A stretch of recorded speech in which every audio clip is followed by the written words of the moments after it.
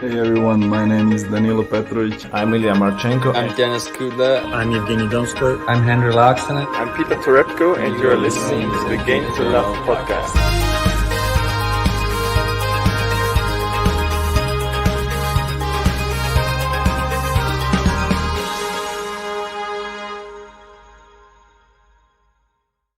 Hey, welcome back, tennis fans. It's another podcast, and this time we're talking about something slightly controversial in the news. Stefanos Tsitsipas has come out and said he is refusing to get vaccinated unless it becomes mandatory on the ATP tour. And this sort of follows up from a lot of stuff we had at the beginning of COVID, really, with Djokovic, who sort of spoke out against it, but then also will not reveal whether he has had the vaccine or not. He hasn't. Well, it's like this type of thing that I was thinking before the pod when we came on.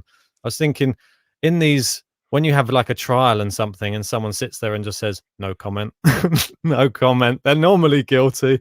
But it's just one of those strange things. You normally, if you've had it, you're probably going to say, aren't you? But yeah.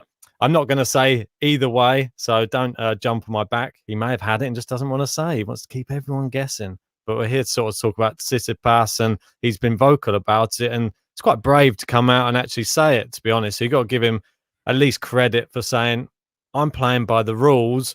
The rules say I don't have to have the vaccine to play. So that's what he's doing. And I don't know. Then we're going to discuss whether we think it's actually the right decision or not. Mate, you can give him credit to the cows come home. I'm not giving him no credit at all. I think it's irresponsible. We've already spoke about Djokovic. I know you're saying he's not exactly said he's not taking it, but he's already come out and vocalised in April. If it is to become mandatory, he'd be very annoyed with it. He's someone who's opposed to most vaccines in general, doesn't like it. And I think now, with the scientific advancements and what we know, to not have a vaccine, you have to be borderline stupid. I know people are saying, oh, they're pumping all these things into your body. You don't know what's in it. They've just about made them. There's been a lot of money been pushed into this. We've had the smartest people in the world, a lot smarter than all of us probably here as well. Well, I'm sure, than us and me and you combined. Just give them the benefit of the doubt. I think it's worth taking. We've seen the results of having the vaccine. Just have them. But I don't want to make this too much of that kind of podcast. Unfortunately, I think it could become like that. But in regards to tennis, when you've got the world number one in Novak Djokovic making a stance of being very much anti-vax, I just don't think it looks very good for the sport. I think it doesn't look good for young people coming through who look up to Novak Djokovic as their idol. It's just a bit embarrassing. I think there's no real reason not to take it. You can we've both had the vaccine. How do you feel afterwards? You have maybe like a day of some fever, or sometimes nothing at all. You can have some more adverse effects. I know you had an experience when you had yours where someone was quite serious. Yeah, exactly. I mean, this is the sort of thing you don't know how you're going to react to the vaccine until you have it, and that there is a fear that comes into getting. But then you've got the same fear. You don't know how you're going to react if you have COVID. Oh, exactly, and that's the exact problem. Like, there's probably people out there, and probably someone like a Tsitsipas. You're young. You're 22 years old. You feel 23. As fit as 23. You're fit as a fiddle. You're probably in the least range of people who's going to be a chance of actually getting it and not being able to fight it off. So that's probably the thought process that goes behind. If you get given it and it gives you symptoms and you actually become unwell for a spell of time, or you get some of the effects of it, is it worth having? And that's probably where he's come from. Unless it becomes mandatory, he doesn't want to risk adverse effects on his body going into tournaments. And do we look at him, or do we look at who's in charge of actually making it mandatory? That's the question here. Well, that's going to be a whole nother debate. We can talk about that now if you want.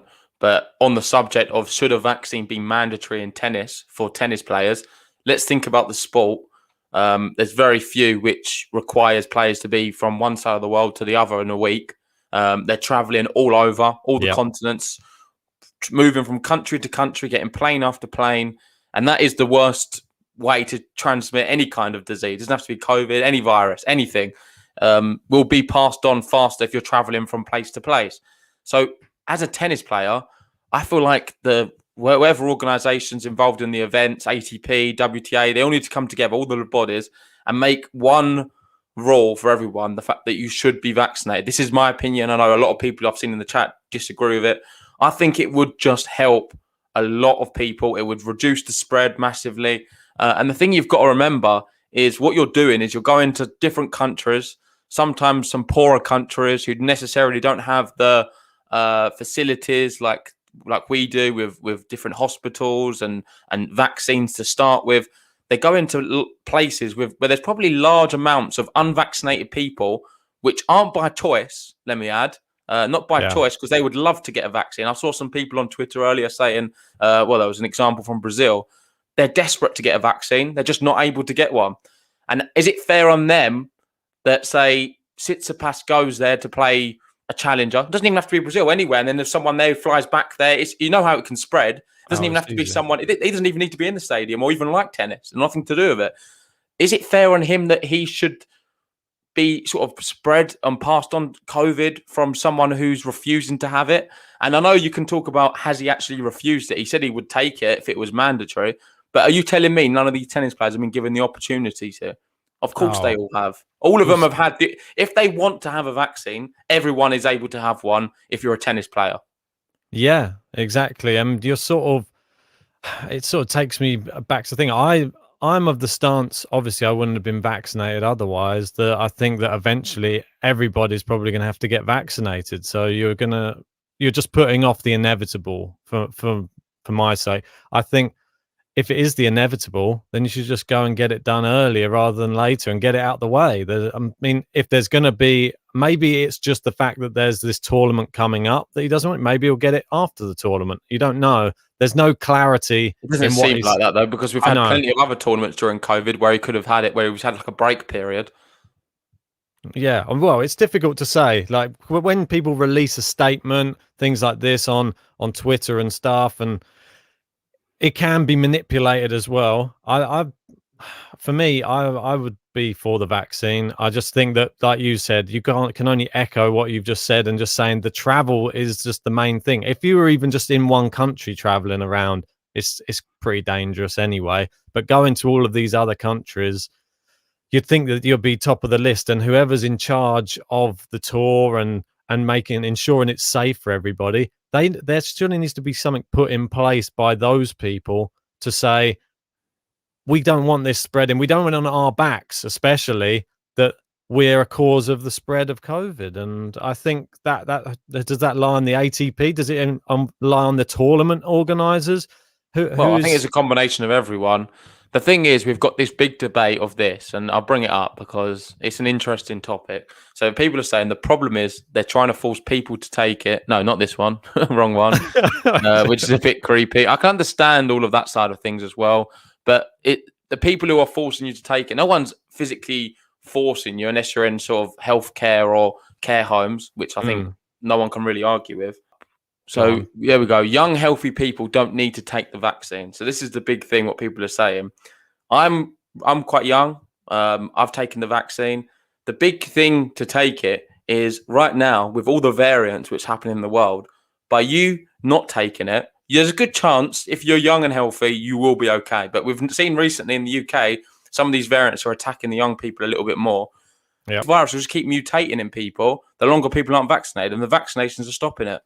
And yeah, I totally agree with that. I've got Cam saying long COVID can still be brutal. And this is something which is a very good point, because like you were saying, you get vaccinated, the symptoms can be less. I've heard of many people that they still can't smell anything. They still can't taste anything. They might not have it anymore, but imagine that. Oh, well, I didn't get the vaccine just because, I just thought I'm young, fit and healthy. Doesn't mean you won't lose your sense of smell for the rest of your life, or your sense of taste. Or there's other things which can be long things, and you're still fit and healthy, but you just have one symptom that just sticks with you for a long period of time. Wouldn't you like to reduce the possibility of that happening? And I think that isn't, they don't talk about that sort of side of things enough. They're just saying, everybody has to get vaccinated. Everybody has to.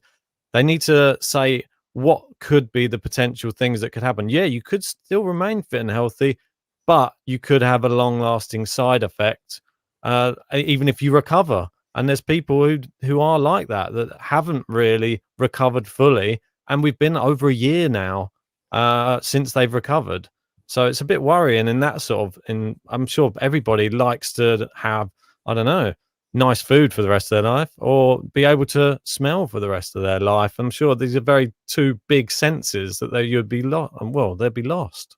So yeah, I mean that side of things for me need to get it over to the public and just advise it. Young people aren't immune to everything. It might seem like you are. You might seem like you're super fit and healthy, and I can understand the fears going into it. And trust me, I know better than everybody about a fear before getting a vaccine, because I witnessed somebody collapse in front of me after having their vaccine, and it was, I don't know, it scared the life out of me. But I still went and had it done. Did anything happen to me? No. And the chances are minute. That's the reality. Out of that 6 billion people, or however many people there are, there's probably going to be 0.001% of people there's going to be a bad effect. But it's for the greater good, I think, and that's what we're looking at here. If we want to ever get rid of it, the chances are you're fully vaccinated, you can still get COVID. A lot of people are still having it. The difference is you're not going to get hospitalized. There's a high there's a high probability you'll be okay with it, and you can manage it just like you would a normal cold. It just makes sense, and I think ultimately it's going to become mandatory in tennis. I think I'm fully for it. I know it divides so many people. Like, even in our live chat, a lot of people listening to this, there's so many people probably listening to us thinking, why are they saying all of this? We don't agree with it. And you've got other people saying, this is brilliant. This is exactly what we need to do.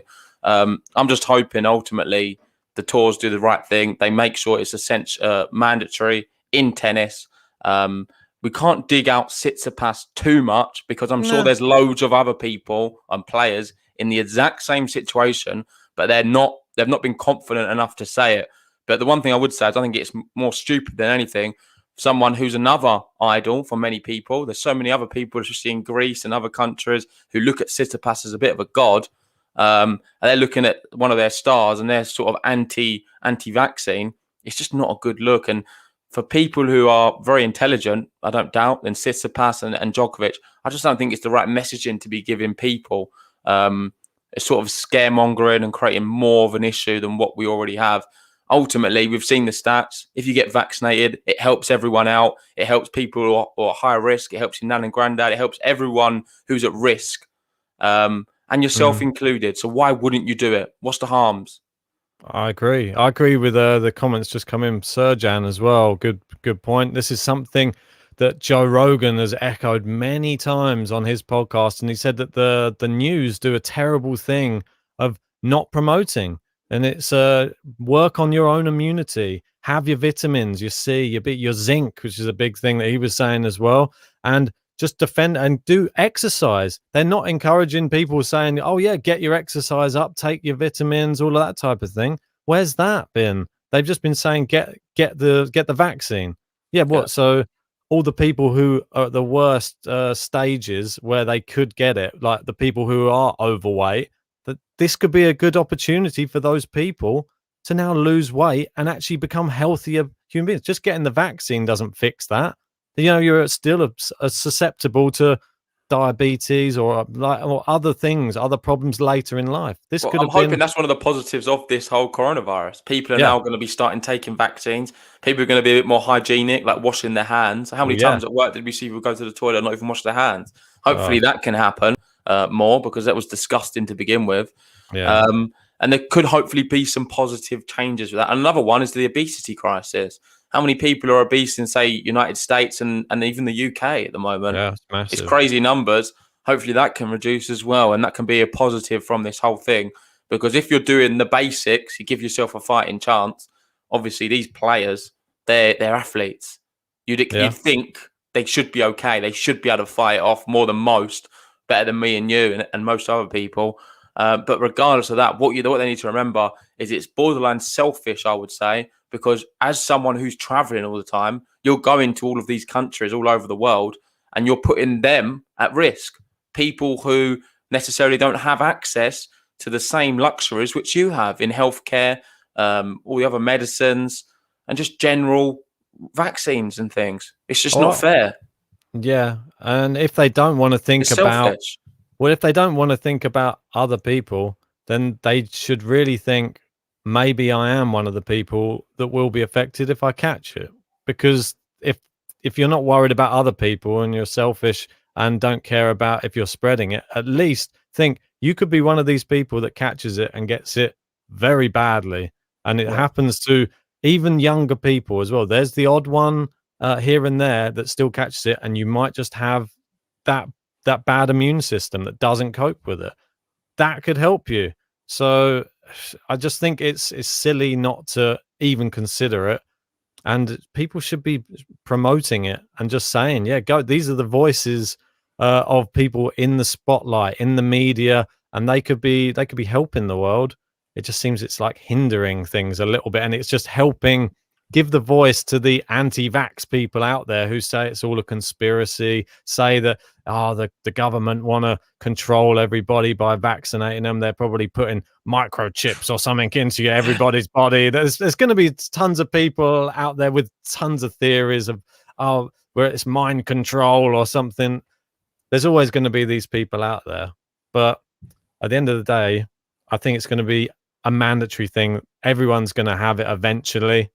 And if you don't, you're probably not going to be able to gain access. There's probably going to be passports. There's probably going to be things like this. That's going to prevent you getting to certain countries, going even maybe into shops, maybe going. There's going to be something like that. If they have to go to that stage, it might do.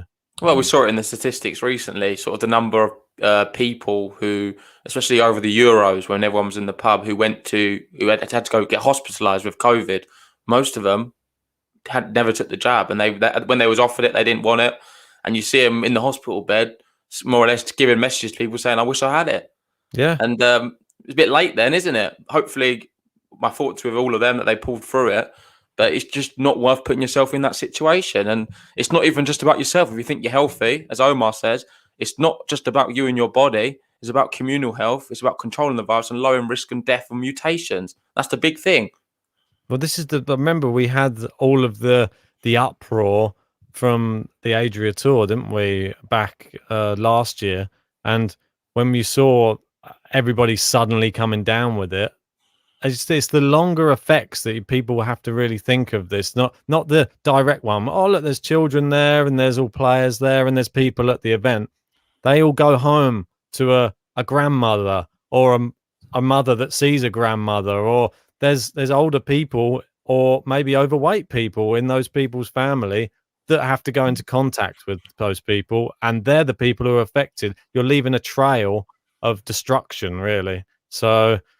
And it's an invisible one, and that's why for some people it can seem like I'm not really doing anything wrong, but you are without even knowing it sometimes. And that's just scary times, mate.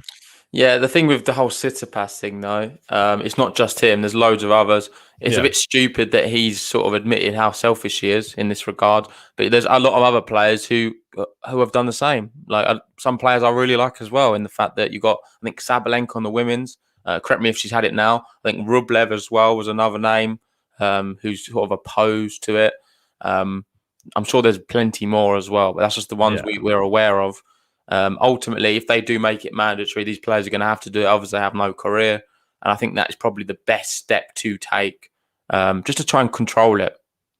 Yeah, well, agreed. I don't know if you want to have a quick look through about what people have said on Twitter, because I know that we could probably talk about this. Is a bit of a dodgy subject, I know, but I thought that we'd at least give you our 2 cents on it. We're not doctors and we're not nurses, and we don't produce vaccines. So, but at least we can tell you our thoughts on it. That's what we're here for. So this one's from Ben Rothenberg. He came out and said, Tsitsipas says he has not yet been vaccinated against COVID-19 and would only do so if the vaccination becomes mandatory to compete on tour. Okay, that we've been through that one pretty much. And then this one's Mary in Morning says, hey, Steph Tsitsipas, get vaccinated. Everyone on the tour needs to get vaccinated. It's not about you.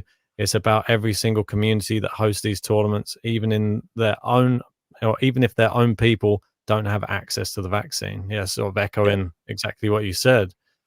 And the next one here says, and this is the one you were talking about. Here in Brazil, we're basically begging for vaccines while there's Stefanos Tsitsipas, who has all the means to get one, and he still doesn't. He needs to be called out for this. It's irresponsible and selfish, and sad face on the end. And that's from at Super Skyfall. The last one I've got here is this one. Yeah, and this is from at Omar Kanuk, and this is saying ATP and WTA need to step up and make vaccinations mandatory as soon as possible.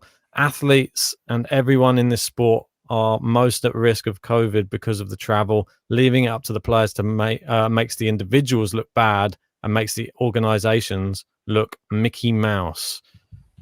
Yeah, that one's a very good point, really. The last one. The organizations are the people who have to really make the decisions. And, well, I think they're a bit scared to do so. They're worried about players dropping out of tournaments. We've seen so many dropouts already. Yeah. They're probably just in fear. Players dropping out, less ticket sales, less bums on seats, less money, less media coverage. Well, that's another little thing as well, a side thing for the players. How many times have, as say, sort of Coco Gauff and the Olympics had to pull out because of COVID, and all these other players, was it Conta, Evans?